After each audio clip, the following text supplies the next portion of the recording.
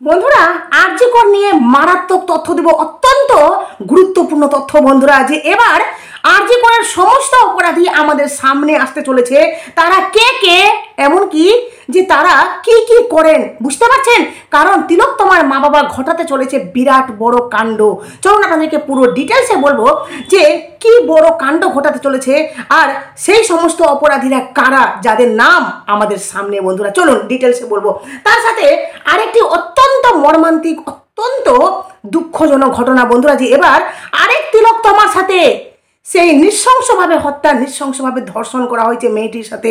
ঘটনাটি কোথায় ঘটেছে চলুন আপনাদেরকে পুরো ডিটেলসে বলবো বন্ধু। তার সাথে আরেকটু তথ্য দিই যে এবার যোগেশ চন্দ্রের ছাত্রীর মানে ওনারা স্লোগান দিচ্ছেন উই ওয়ান্ট জাস্টিস, কারণ ছাত্রীদেরকে রেপ থ্রেট দেওয়া হয়েছে। ভাবতে পারছেন, বাইরে পুলিশ প্রশাসন আর ভিতরে হচ্ছে গিয়ে সরস্বতী পুজো।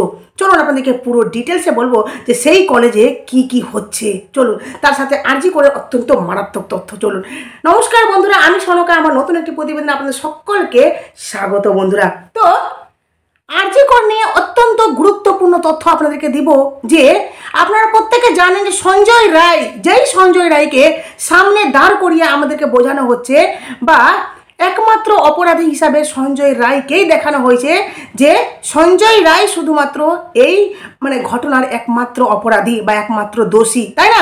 কিন্তু তিলোত্তমার মা বাবার ডে ওয়ান থেকে তাদের একটাই বক্তব্য যে কখনোই সঞ্জয় রায় এই ঘটনায় একমাত্র অপরাধী হতে পারে না। এই ঘটনা কখনোই সঞ্জয় একাই ঘটাতে পারে না, যার জন্য তিলোত্তমার মা বাবা নিম্ন কোর্ট থেকে হাইকোর্টে গেছে। সেখানে গিয়েও কিন্তু এই কথাটা বলেছে যে সঞ্জয় রায় একাই কিন্তু অপরাধী নয়। আর আপনারা এটাও জানেন যে সঞ্জয় রায় কিন্তু ট্রায়াল শেষ হয়ে গেছে। ট্রায়াল শেষ হওয়ার পর সঞ্জয় রায়ের কিন্তু শাস্তি বা সঞ্জয় রায়ের রায় কিন্তু ফাইনালি ঘোষণা হয়ে গেছে।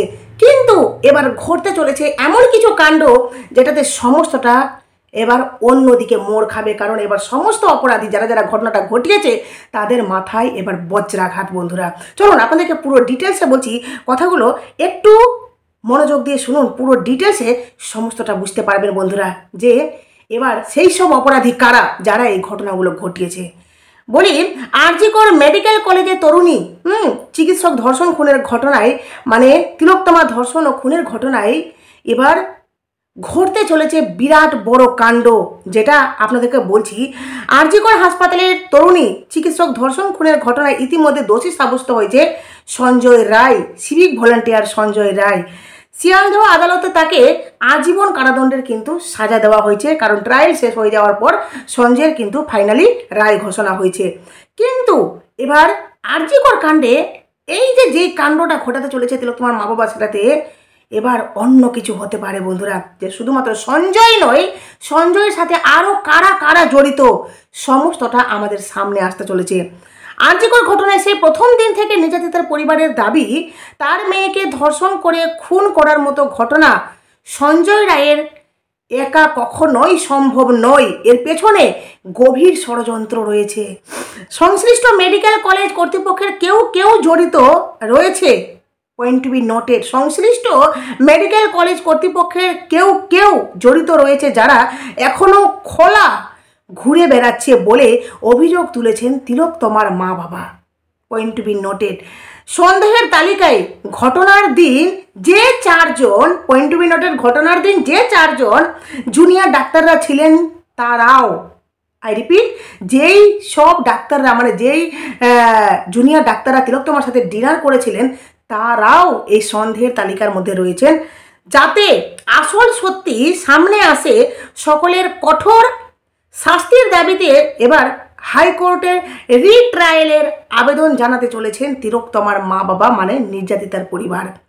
পয়েন্ট টু বি নোটেড, কারণ এবার হতে চলেছে রিট্রায়াল। কারণ এই যে যারা যারা অপরাধী, যাদেরকে এখনও অবধি সিবিআই জেরা করেননি, সিবিআই ইনভেস্টিগেশনে যেই কিছু আড়াল রেখেছে, এবার সমস্তটা নতুন করে শুরু হতে চলেছে। কারণ আপনাদেরকে বলি, তিলোত্তমার মা বাবা এই কথাটি নিজের মুখে বলেছিলেন যে যেখানে তদন্ত করার কথা সিবিআই কিন্তু সেখানে তদন্ত করেননি। কিন্তু কেন? এবার সমস্ত কিছু তদন্তের জন্য তিলোত্তমার মা বাবা রিট্রায়ালের আবেদন করতে চলেছেন হাইকোর্টে বন্ধুরা। ইতিমধ্যে এই বিষয়ে পদক্ষেপ শুরু করেছেন তারা মালদার ব্যক্তিগত আইনজীবী তড়িৎ ওঝার সাথে। তড়িৎ ওঝার সাথে সাক্ষাৎ করেছেন তিলোত্তমার মা বাবা। কোন পরিপ্রেক্ষিতে নতুন করে হাইকোর্টে রিট্রায়ালের আবেদন করা যেতে পারে সে বিষয়ে এদিন ব্যক্তিগত আইনজীবী তড়িৎ ওঝার সঙ্গে কথাবার্তা বলেন তারা, মানে তিলোত্তমার পরিবার। এদিন সকালে আইনজীবীর সঙ্গে দীর্ঘক্ষণ কথা বলেন আরজিকর কাণ্ডের নির্যাতিতা তরুণীর পরিবার। বুঝতে পারছেন যে তিলোত্তমার মা বাবা সকালে আইনজীবীর সাথে অনেকক্ষণ কথাবার্তা বলেন, সমস্ত বিষয়ে ডিটেলসে ওনারা জানান আইনজীবীকে। তিলোত্তমার পরিবারের সঙ্গে সাক্ষাতের পর এই বিষয়ে যে বিষয়টা আপনাদেরকে বললাম, এই বিষয়ে মন্তব্য করেন আইনজীবী তড়িৎ ওঝা। উনি তিলোত্তমার পরিবারকে এই বিষয়ে উনি হয়তো পরামর্শ দিয়েছেন। তিনি বলেন, আরজিকর কাণ্ডের ঘটনায় শুধুমাত্র সঞ্জয় রায় দোষী এই যুক্তি কোনোভাবে গ্রহণযোগ্য নয়। আসলে এই মামলায় যারা প্রথম থেকেই যুক্ত তাদের এখনও ধরা হয়নি। Point to be noted. যারা অলরেডি যুক্ত আছে তারা হয়তো খোলা আম ঘুরে বেড়াচ্ছে, কিন্তু বলে না খুলে আম ঘুরে তারা বিন্দাস আছে, কিন্তু তাদেরকে সামনে নিয়ে আসতে হবে, তাদেরকে ধরতে হবে। যাদেরকে এখনও অবধি সিবিআই ধরতে পারেনি বা সিবিআই তাদেরকে সামনে নিয়ে আসতে পারেনি, যার জন্য এই মামলায় রিট্রায়ালের আবেদন করা হয়েছে। এর সঙ্গে আরও অনেকে যুক্ত রয়েছে। প্রথম তদন্তে কলকাতা পুলিশ যা করেছে সেটির উপরে ভর করে পরবর্তীতে সিবিআই চার্জশিট পেশ করেছে। বুঝতে পারছেন? কলকাতা পুলিশ, তিলোত্তমার মা নিজের মুখে বলেছিল যে কলকাতা পুলিশ যেটা 5 দিনে করেছিল, সিবিআই কিন্তু বিগত এই কয়েক মাস ধরে সেটাই কিন্তু করেছে। আইনজীবী আরও বলেন, শিয়ালদা কোর্টে 37টি প্রশ্ন দেওয়া হয়েছিল, পাশাপাশি উচ্চ আদালতেও 58টি প্রশ্ন দেওয়া হয়। পরবর্তীতে আরজিকর ঘটনায় অভিযুক্ত সঞ্জয় রায় দোষী প্রমাণিত হয়েছে, তার সাজা হয়েছে। উচ্চ আদালতে রিট্রায়ালের সমস্ত প্রক্রিয়ার বিষয়গুলি নিয়ে এদিন নির্যাতিতার চিকিৎসকের বাবা মা আমার সঙ্গে দেখা করে কথা বলেছেন। বুঝতে পারলেন বন্ধুরা?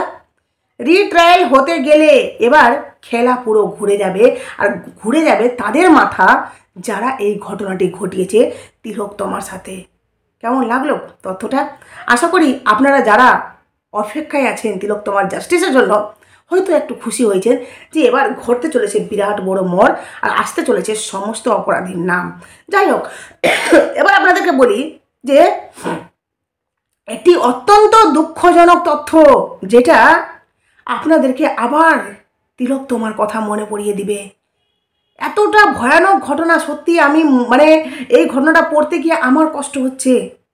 অযোধ্যায় দলিত মেয়ের হাত পা ভেঙে ধর্ষণ, প্রাইভেট পার্টে ঢুকিয়ে দেওয়া হয় লাঠি, মল ত্যাগ না হওয়া পর্যন্ত চালানো হয় সম্পর্ক। ভাবতে পারছেন? এখানে বলা হচ্ছে লখনৌ মিল্কিপুরে নির্বাচনের তারিখ ঘনিয়ে আসছে। এর আগে অযোধ্যার কটওয়ালি এলাকার সাগরওয়া গ্রামে এক দলিত মেয়ের সঙ্গে ধর্ষণের খবর সামনে এসেছে। যুবতী গতকাল সন্ধ্যা থেকে নিখোঁজ ছিল। মেয়েটি গতকাল সন্ধ্যা থেকে নিখোঁজ। পরিজনরা মেয়েটির নিখোঁজ হওয়ার খবর পুলিশকে দিয়েছিল। পুলিশ মেয়েটির মৃতদেহ উদ্ধার করেছে। তাকে ধর্ষণ করে নির্মমভাবে হত্যা করা হয়েছে। কখনো কি মেয়েরা নিরাপদে থাকবে না? মেয়েরা কি আর জীবনে নিরাপদ পাবে না? পরে তার নগ্ন দেহ পাওয়া যায় নালার পাশে, ফেলে রাখা থাকে সেখান থেকে দেহটিকে উদ্ধার করা হয়। পুরো ঘটনাটা কীভাবে ঘটেছে সেটা এবার আপনাদেরকে বলি। পশুরা মেয়েটির হাত পা প্রথমে ভেঙে দেয়, তার দুটি চোখ বুঝতে পারছেন কি করে দেওয়া হয়, আমি বলছি না। এতেও মন ভরেনি, তিলোত্তমার মতো অবস্থা, এতেও মন ভরেনি। তার প্রাইভেট পার্টে ঢুকিয়ে দেওয়া হয় লাঠি। মেয়েটির শরীরে কাটাকুটি করা হয়। কি দিয়ে কাটা হয়েছে সেটা আমি বলছি না। তারপরে পরিবারের বক্তব্য, তাদের 22 বছরের মেয়ে 30 জানুয়ারি রাতে ভাগবত শুনতে গিয়েছিল। মেয়েটি ভাগবত কথা শুনতে গিয়েছিল 30 জানুয়ারি রাতে। রাত 11টা পর্যন্ত সে বাড়ি না ফেরায় পরিজন ও পরিবারের লোকেরা সকলে কিন্তু খোঁজাখুঁজি করতে শুরু করে দেয়। মেয়েটি মানে তার আত্মীয় স্বজনরা বা তার বাড়িকার লোকরা বলছেন পুলিশ এই ঘটনায় তাদের কোনো সাহায্য করেনি। শনিবার সকালে পরিজনরা নালায় মেয়েটির লাশ দেখতে পায়, তার শরীরে একটিও কাপড় ছিল না। পরিজনরা জানান খুবই নির্মমভাবে তাদের মেয়েকে ধর্ষণ করা হয়েছে, তার হাত পা ভেঙে দেওয়া হয়েছে প্রাইভেট পার্টে, বললাম হ্যাঁ, এমনকি যে সে প্রাইভেট পার্টে যখন আঘাত করা হয় অন্য কোনো অস্ত্র দিয়ে, হ্যাঁ, তখন মেয়েটি মল ত্যাগ করে দেয় কষ্টে, যন্ত্রণায়। পুলিশ এখনও সেই ঘটনার তদন্তে নেমেছে, এখনও অবধি ক্লিয়ার সবটা জানা যায়নি, কিন্তু যেইটুকু পরিবারের লোকরা বলেছে সেইটুকু আপনাদের কাছে বললাম। ভাবুন, মেয়েটি কোনো জায়গায় যায়নি, মেয়েটি ভাগবত কথা শুনতে গেছিলো, তাই না? সেখান থেকে নিশ্চয়ই ভাগবত কথা 10টা 10:30টার দিকে শেষ হয়তো হয়। তো ভাবুন যে এইভাবে মেয়েটির সাথে ঘটনা ঘটানো হয়েছে। কবে মেয়েরা সুরক্ষিত হবে? আপনারা প্রত্যেকে জাগুন। এই পোষ্যরা যেভাবে তিলোত্তমার সাথে করেছে সেভাবে এই মেয়েটির সাথে ঠিক আরও অন্যান্য পোষ্যরা এই ঘটনাগুলো ঘটিয়েছে বন্ধুরা। এবার আপনাদেরকে বলি যে এবার সরস্বতী পুজো, মায়ের পুজো চলছে ভিতরে, অথচ বাইরে প্রশাসন পাহারা দিচ্ছেন, ভাবতে পারছেন? আর কলেজের ছাত্রীকে রেপ থ্রেট দেওয়া হচ্ছে। সেখানে ছাত্রীরা বলছেন আমরা সুরক্ষিত নই, আমরা এখানে ভয়ে ভয়ে থাকছি। বলা হচ্ছে যোগেশচন্দ্র কলেজে গিয়ে বিক্ষোভের মুখে পড়লেন শিক্ষামন্ত্রী ব্রাত্য বসু। পড়ুয়াদের দাবি কলেজে বহিরাগত প্রবেশের উপরে নিষেধাজ্ঞা জারি করেছে কলকাতা হাইকোর্ট। তারপরেও অবাধে কলেজের ক্যাম্পাসে প্রচুর বাইরের লোক, বুঝতেই পারছেন, ক্যাম্পাসে বহিরাগত প্রবেশ করে যাচ্ছেন। ছাত্রীদের দেওয়া হচ্ছে ধর্ষণের হুমকি। পয়েন্ট টু বি নোটেড, বহিরাগতরা যখন ক্যাম্পাসে ঢুকছেন, কলেজ ক্যাম্পাসে, ওনারা কলেজের ছাত্রীদেরকে ধর্ষণের হুমকি দেওয়া হচ্ছে, অশালীন কথা বলা হচ্ছে। আর সেই বিষয়টি নিয়েই শিক্ষামন্ত্রী ব্রাত্য বসুর সামনে ক্ষোভ উগরে দেওয়া হয়েছে বলে দাবি করেছেন পড়ুয়ারা। ব্রাত্যকে দেখে উই ওয়ান্ট জাস্টিস স্লোগান তোলা হয়। সেই আবহে প্রিন্সিপালের ঘরে 4 পড়ুয়ার সঙ্গে কথা বলেন শিক্ষামন্ত্রী ব্রাত্য বসু 4 পড়ুয়ার সাথে, 4 স্টুডেন্টের সাথে কথা বলেন, ঘরে বসে করেন বৈঠক, তারপর প্রতিমা দর্শন করেন, চলে যান কলেজ থেকে। এবার বাইরে কি হচ্ছে সেটা আপনাদেরকে বলি যে হাইকোর্টের নির্দেশে বাইরে পুলিশ মোতায়েন। আর ব্রাত্য যখন যোগেশচন্দ্র কলেজে আসেন তখন ওই বাইরে বন্দুক হাতে কলকাতা পুলিশের বাহিনী মোতায়েন ছিল। পুলিশ মোতায়েনের নির্দেশ দিয়েছে হাইকোর্ট। কারণ মন্ত্রী আসবে বলে কথা, তাই না? বাইরে পুলিশ তো থাকবে। কিন্তু যোগেশচন্দ্র আইন কলেজের পড়ুয়াদের ওনারা দাবি করেন তারা যেখানে সরস্বতী পুজো করেন সেখানে বেআইনি নির্মাণ তৈরি করেছেন যোগেশচন্দ্র কলেজের ডি বিভাগের প্রাক্তনীরা। দখল করে নেওয়া হয়েছে পুজো জায়গা। হ্যাঁ, আদালতের নির্দেশ অমান্য করে কলেজে বহিরাগত অবাধে ঢুকে পড়েছেন। কলেজে বহিরাগতরা ঢুকে পড়ছেন, আর সেখানে আইনি কলেজের পড়ুয়াদের সেই দাবির প্রেক্ষিতে হাইকোর্টের বিচারপতি জয় সেনগুপ্ত নির্দেশ দেন কলকাতা পুলিশের সশস্ত্র বাহিনী মোতায়েন করে সরস্বতী পুজো করতে হবে। যোগেশচন্দ্র আইন কলেজ এবং ডে কলেজের সরস্বতী পুজোর নজরদারির দায়িত্ব থাকতে হবে উচ্চপদস্থ কর্তাদের। বুঝতে পারছেন? কোনোভাবেই বহিরাগতদের ঢুকতে দেওয়া হবে না। যখন সেই কলেজের ভিতরে ঢুকছে, সরস্বতী পুজো হচ্ছে ভিতরে, আর ভিতরে যেতে গেলে সেখানে প্রমাণ দেখা হচ্ছে যে আপনি কি সত্যি কলেজের কেউ হন। ছাত্রীদের নিশ্চয়ই আইডি দেখা হচ্ছে, আইডেন্টি কার্ড, আর সেটা হয়তো দেখে ভিতরে প্রবেশ করানো হচ্ছে। ভাবুন কি অবস্থা। আর যে রেপ থ্রেট দেওয়া হচ্ছে সেটা অভিযোগ করছেন ছাত্রী। এবার বলি যে কীভাবে সেই ঘটনাটা ঘটেছে। সেই মতো আজ যোগেশচন্দ্র কলেজের বাইরে সশস্ত্র বাহিনী মোতায়েন করা হয়েছে। বন্দুক হাতে কলেজের গেটের সামনে আসেন পুলিশ অফিসাররা। তার মধ্যে ব্রাত্য কলেজে যেতেই ক্ষোভে ফেটে পড়েন পড়ুয়ারা। যখন শিক্ষামন্ত্রী কলেজের ভেতরে ঢোকেন তখন কিন্তু ঢুকতেই সেখানকার পড়ুয়ারা ক্ষোভে ফেটে পড়েন। ওনাদের ক্ষোভ একটাই যে এক ছাত্রী বলেন, কোনোদিনও ভাবতে পারিনি যে কলেজে এরকমভাবে বহিরাগতদের অবাধে যাতায়াত চলবে। নিজেদের কলেজে যে আমাদের ধর্ষণের হুমকি দেওয়া হবে সেটাও কোনোদিনও ভাবতে পারিনি। নিজেদের কলেজ ক্যাম্পাসে আমরা সুরক্ষিত বোধ করতে পারছি না। মেয়েগুলো বলছে যে আমরা নিজেদের কলেজ ক্যাম্পাসে সুরক্ষিত বোধ করতে পারছি না, কলেজে তো আসতেই হবে আমাদের। ভাবতে পারছেন বন্ধুরা যে কলেজ তো যেতেই হবে, কিন্তু সেখানে যে ভয়ে ভয়ে থাকছে মেয়েরা সেটা কিন্তু স্পষ্ট মন্ত্রীর সামনে বলছেন, মানে ব্রাত্য বসুর সামনে। কাল থেকে পুলিশ তো থাকবে না। প্রত্যেকের মানে একটাই কথা যে আজকে নয় পুলিশ আছে, কিন্তু কালকে তো পুলিশ থাকবে না, তখন আমাদের কি অবস্থা হবে?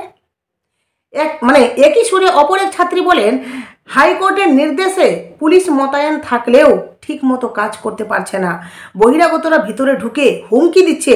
আর আজ সরস্বতী পুজো বলে এত পুলিশ রয়েছে, কিন্তু আগামীকাল থেকে তো পুলিশ থাকবে না, আমাদের তো কলেজে আসতেই হবে। সেই সঙ্গে তিনি অভিযোগ করেন, তৃণমূল কংগ্রেস ওই একটা জায়গায় এসে দাঁড়িয়ে আছে তৃণমূল কংগ্রেস, ছাত্রনেতা সাব্বির আলী ও তার তোলাবাজের দলবল পুরো ঘটনার পিছনে রয়েছেন। কারা রয়েছেন সেটা কিন্তু ছাত্রীরা বলে দিয়েছেন যে এরা আছে এই ঘটনার মধ্যে, ওই তৃণমূলের ছাত্রনেতা সাব্বির আলী ও তার তোলাবাজের পুরো দলবল এই ঘটনার পিছনে রয়েছেন। ভাবতে পারছেন? বলে না যে শত্রু তো আশেপাশেই থাকে না, কিন্তু এই যে ওপেন ধর্ষণের হুমকি দেওয়া হচ্ছে, থ্রেট দেওয়া হচ্ছে, এটা কেন? তার থেকেও বড় কথা হলো এই যে মেয়েটির সাথে আরেকটা তিলোত্তমার সাথে এই ঘটনাগুলো ঘটলো, সত্যিকারই অত্যন্ত দুঃখজনক ঘটনা বন্ধুরা। যাই হোক, আরজি কর নিয়ে খুব ভালো একটা তথ্য আপনাদেরকে দিলাম। আশা করি অনেকে হয়তো একটু আশ্বাস পেয়েছেন যে এবার আরজি করে ঘটতে চলেছে বিরাট বড় কাণ্ড, যেখানে সমস্ত অপরাধী আমাদের সামনে আসতে চলেছে। চলুন প্রতিবেদনটি এখানে শেষ করলাম। অবশ্যই নতুন থাকলে চ্যানেলটি সাবস্ক্রাইব করে নোটিফিকেশন অন করে আমার পাশে থাকবেন বন্ধুরা। চলুন টাটা।